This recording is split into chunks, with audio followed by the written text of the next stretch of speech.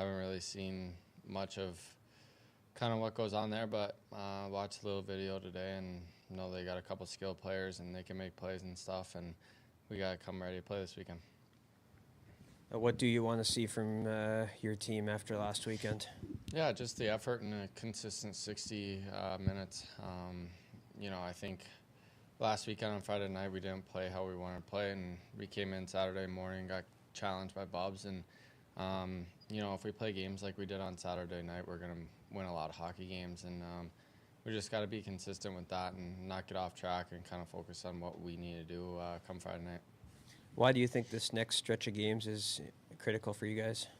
Yeah, just building for conference play. They always have a very good schedule for us at the start to kind of get prepared for conference play and everything. And I think we're kind of into the point of the season where we got to focus more on that. And, starting this weekend, we got to do good and, get points for pairwise and stuff and get prepared for the conference coming up. Is there anything you can point to trying to close games better? You guys have been in position to win a lot of games midway through or in the third period. How do you guys close some more of those out? Yeah, I feel like just sticking to our game. Sometimes we might, get off track and try and do something different. And I think that's kind of where we just got to stick to our game and stay consistent in what we want to do. And, we know the process that it takes, and Bubs does a great job with us preparing us for the weekend during the week, and we just got to stick to our game and what we want to do all 60 minutes, I feel like. What needs to change on your PK this week? I'm going to keep that in between us.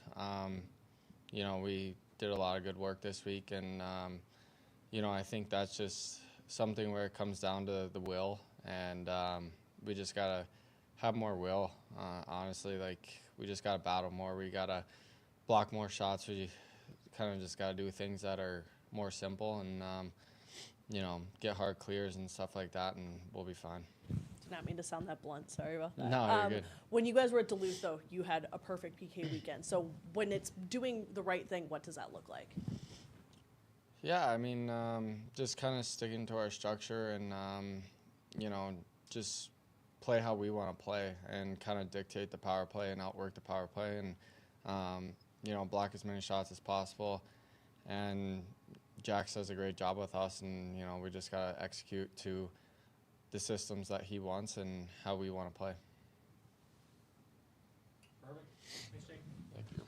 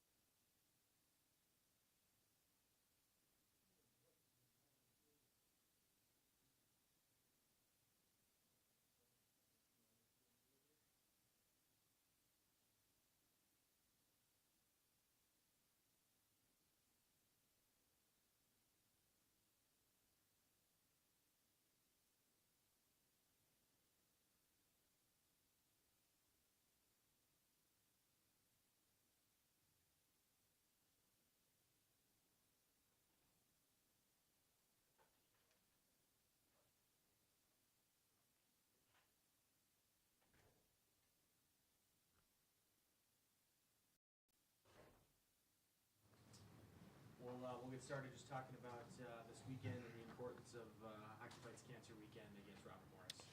Yeah, what I got in front of me is the little 8x11 sheet of paper that says I Fight For. Hockey Fights Cancer Weekend. I think, the game of hockey that we're playing right now, we get involved and work hard at it, whether you're coaches or players, and you focus on that. But, the real life side of it, the family side of it, the personal side of it, about people that got stricken with cancer or in the battles or have lost the battles with cancer is a big thing. And we want to make sure that we respect that and we pay tribute to that. And so this weekend, you'll see on Friday, after the national anthem, each one of us, players from both teams and coaches, will have one of this with somebody that's very special in our life that's dealing with it. So, in saying that, it's Hockey Fights Cancer Weekend, and we're going to support and respect that, and then we're going to move on to play 2 really good college hockey games. Who's going to be on yours? My mother. I'm emphatically putting her name on here. She passed away a year and a half ago at the age of 80 and got diagnosed late in life, and it was kind of a shock. And, you always, again, I won't get into it, but you always think it happens to somebody else until it happens to somebody immediately in your family, and it really, really hits you. So miss her, and we'll pay respect to her. Robert Morris, impressions on them? Yeah, you know what?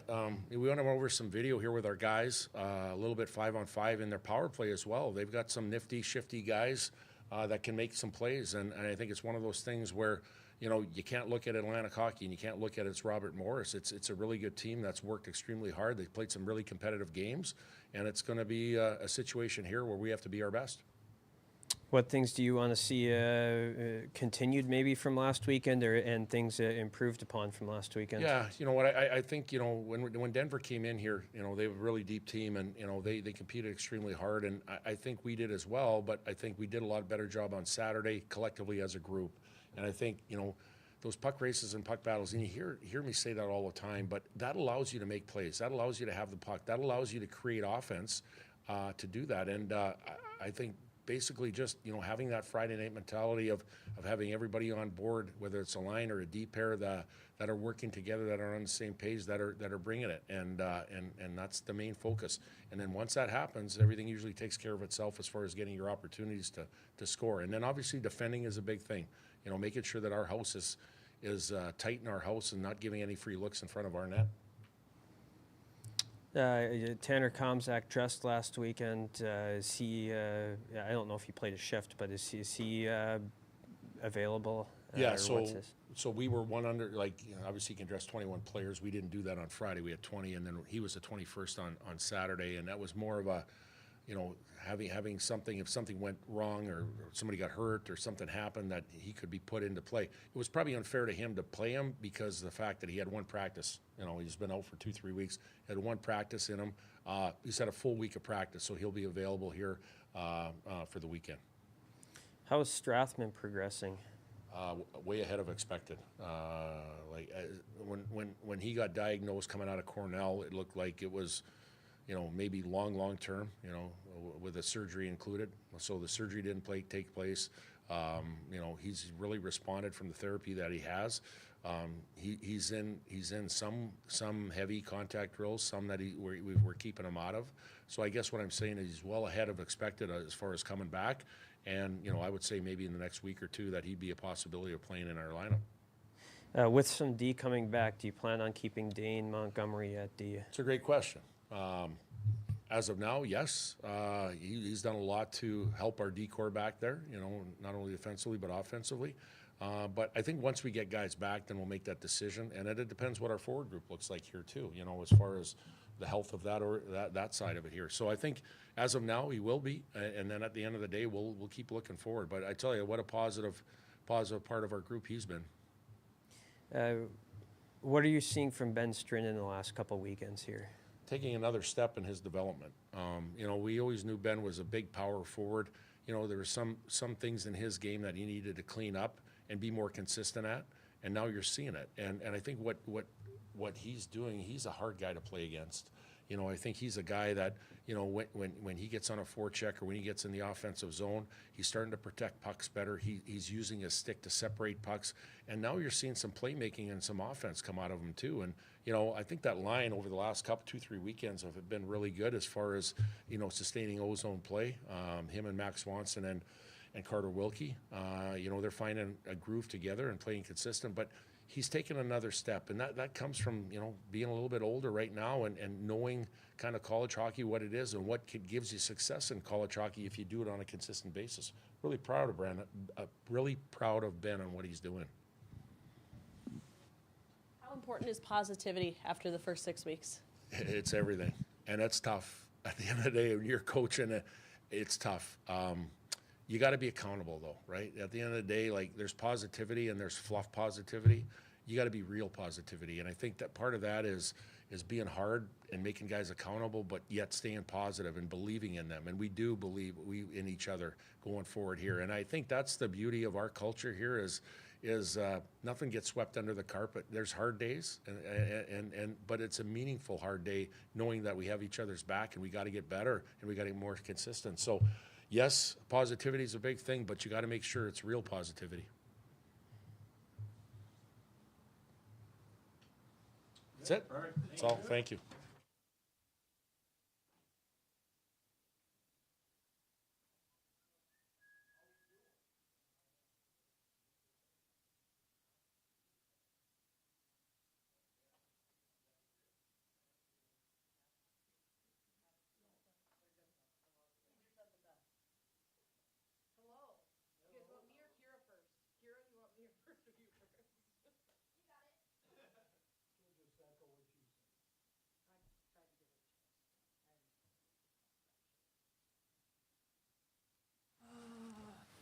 How about that weather?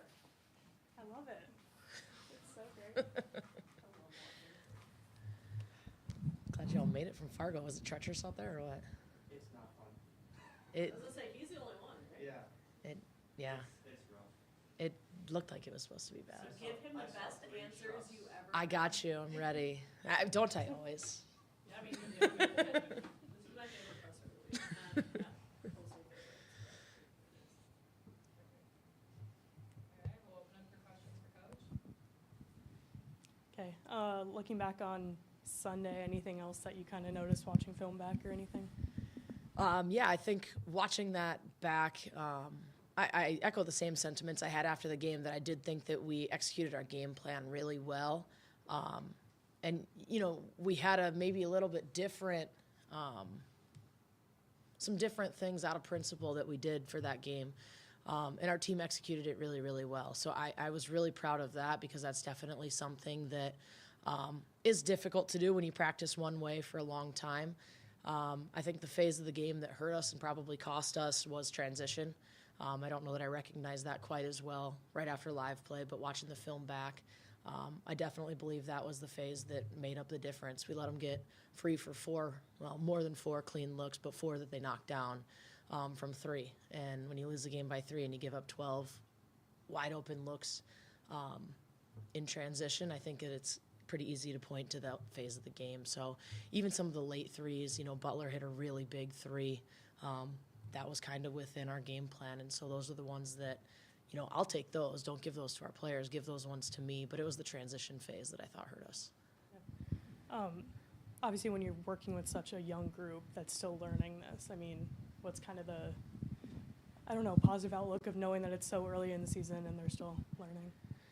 The positive is that we did execute a lot of what we wanted to do really, really well, and there's a lot of good to take away from a game like that.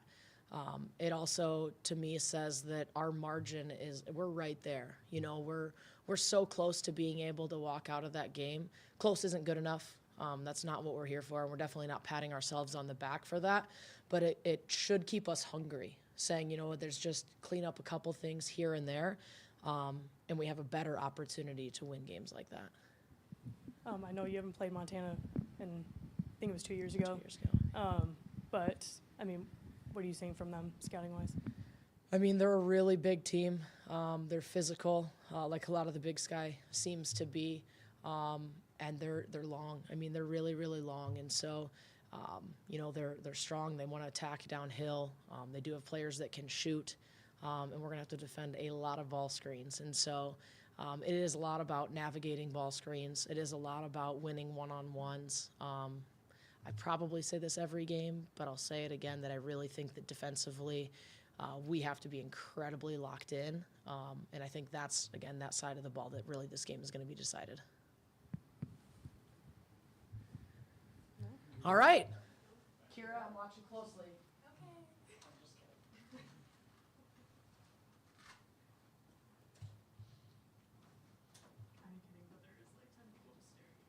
It's fine, you know, just don't point that out. We're good. This is why you take speed class. Speaking. I think y'all do that online though. What a cop out. At UND Education. Oh, God. All right, questions for Eric Pepperson? I guess when you go back and look at the film from Sunday, anything that you're taking from that?